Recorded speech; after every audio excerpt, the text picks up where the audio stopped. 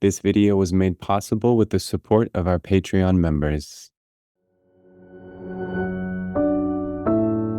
Attention deficit hyperactivity disorder is a construct codified by the American Psychiatric Association. It conceptualizes a set of behavioral tendencies as a distinct condition marked by inattentiveness and impulsivity. The construct originally appeared as ADD in the 1980 edition of Psychiatry's Diagnostic Manual, and it was modified in the 1994 and 2013 editions. The symptom criteria changed across these editions of the DSM, but the two main features of ADHD have been consistent: inattentiveness and impulsivity. Given that mental disorders are conceived of and diagnosed subjectively, the questions naturally arise. Is this a real condition? Does this construct have validity? Well, if by these questions we mean, do people really experience inattentiveness and impulsivity? Then yes, of course, this is a real condition. And it's a condition that can seriously interfere with a person's functioning. But are we defining this condition clearly enough? And are we thinking about the nature of it in the right way? My answer is no.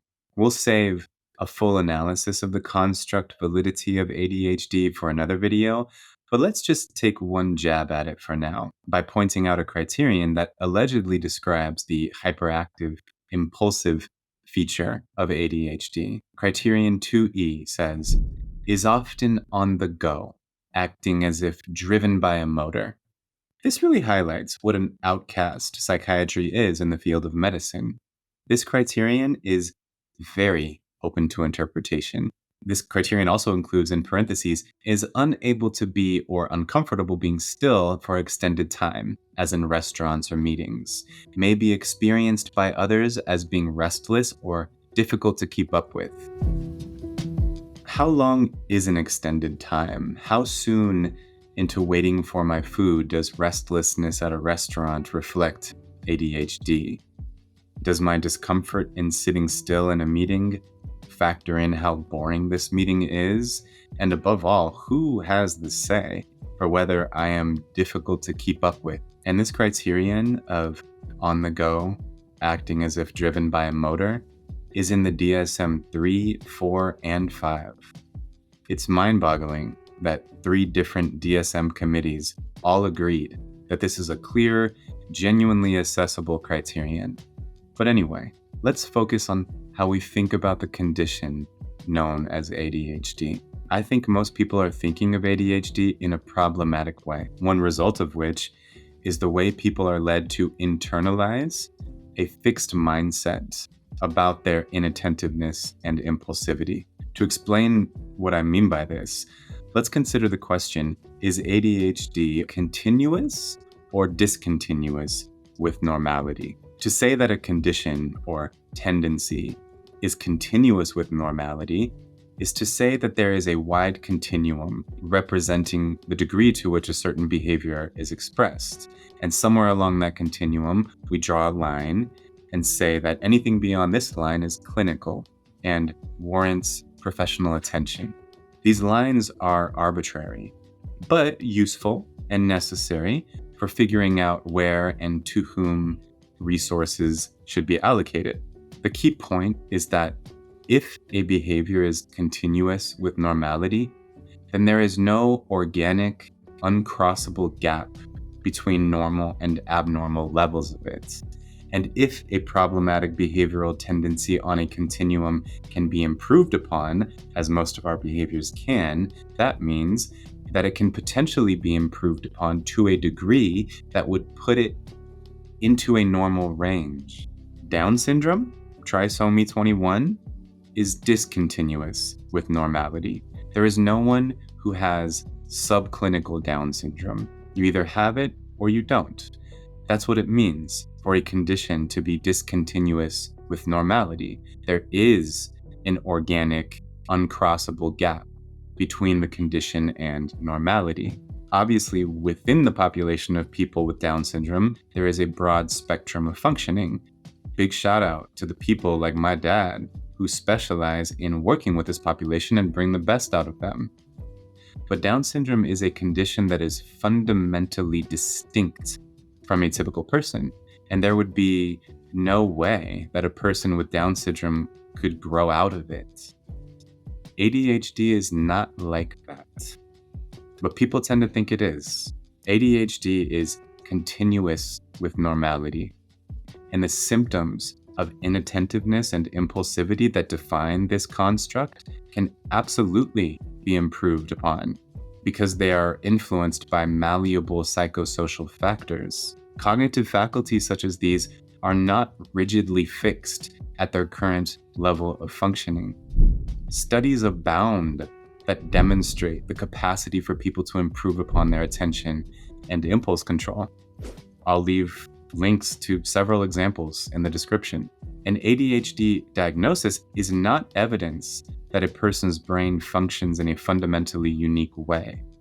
So it is reasonable to suggest that any study demonstrating people's capacity to improve upon attentiveness and impulse control is applicable to people who have been diagnosed with ADHD. And there's also direct evidence showing that various activities, including walking in nature, meditation, reducing screen time, or changing environments, can improve ADHD symptoms. Some people are barely beyond the clinical line, a mild specification. So any level of improvement would liberate them from an ADHD diagnosis. Even for people who have been diagnosed with severe ADHD, it's reasonable to suggest that they can develop their attention and impulse control to a degree that would call for an adjustment of their diagnostic specification to moderate, and that they could continue to improve until they merit a mild specification. And again, being continuous with normality, there is no organic gap between having mild ADHD and not having ADHD. Therefore, there is no reason to believe that a person cannot continue the trajectory of improvement well into the normal range of inattentiveness and impulsivity. Saying that a person has ADHD is like saying a person who can't lift much weight has weak muscle disorder. If you assess a person who has never really exercised their muscles, you will find that their muscles are weak. It would be absurd to explain to that person that the reason your muscles are weak is because you have this condition called weak muscle disorder. Oh, and here's a prescription for an amphetamine that will help you lift heavier things. It's plain to see that the reason this person's muscles are weak is because they haven't been exercising. Herein lies the misconception about most mental disorders as conceptualized by the American Psychiatric Association. These diagnoses are descriptive, not explanatory. It's not because you have ADHD that you are easily distracted. An ADHD diagnosis merely confirms that you are easily distracted. These diagnoses do not provide a reason for the symptoms, they just describe the symptoms. It's understandable that people confuse these diagnoses as explanatory because that's how most medical diagnoses work. But remember, psychiatry is a very different branch of medicine, one that has suffered from crises of legitimacy throughout its entire history. So, there is no natural line on the continuum of muscle strength between the strong and the weak. Anyone can make their muscles strong. It may not be equally easy to get stronger for all different body types, but it's not easy for anyone. Similarly, anyone whose attention is easily distracted and who struggles to manage their impulses can improve. Granted, a person may not be able to change their basic psychological temperament, which may be energetic, in the same way that a person can't exactly change their basic body type, which may be ectomorphic. However, in the same way that slender people become strong, energetic people learn to harness their energy and or find better suited environments that result in them no longer experiencing any interference to their functioning, thus no longer qualifying for the ADHD diagnosis. I don't want this to come across in the wrong way. I'm not calling anyone who has been diagnosed with ADHD weak, and I recognize that many people who struggle with inattentiveness and impulsivity feel misunderstood and have been told too many times in too harsh a tone, just focus. Too many people have been telling them what to do, but not how to do it. I also know that it's helpful to feel that it's not your fault that you struggle with this, and a diagnosis helps absolve the sense of fault. But be careful, lest it absolve your sense of personal agency. I wouldn't say it's your fault that your mind works like this. In the same way, I wouldn't say it's your fault that your muscles are weak. But moving forward from now, you can do something about it. And I know it's not that simple. It's also not that simple to become physically strong.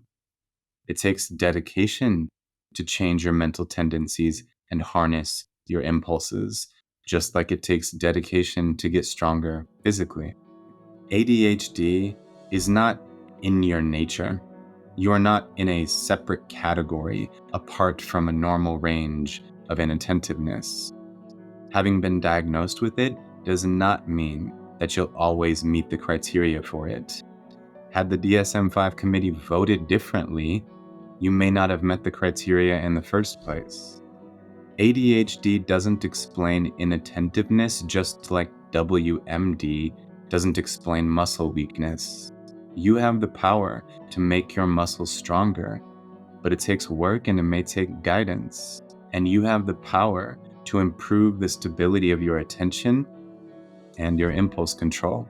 I recommend adopting practices that hone your power of concentration, limiting activities that weaken your ability to sustain concentration, such as excessive stimulating short online content, and regularly exhaust your energy stores through movement and mental stimulation. And remember that often the environment is the problem, and your response is actually totally understandable given the environmental conditions. So seek out environments that support your way of being.